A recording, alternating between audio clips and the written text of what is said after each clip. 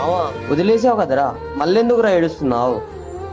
రేయ్, ఈ జనరేషన్ వాళ్ళు ఎలా ఉన్నారా? అందరు అవసరానికి వాడుకోవడమే.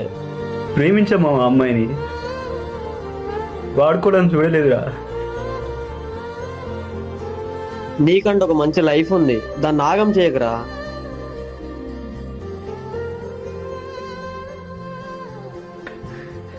వదలలేకపోతున్నా మావా.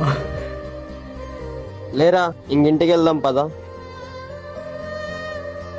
నాకు చిన్న పని ఉంది, అది చేసుకొని వస్తా. నువ్వు ఈలోపు ఇంటికి వెళ్ళు.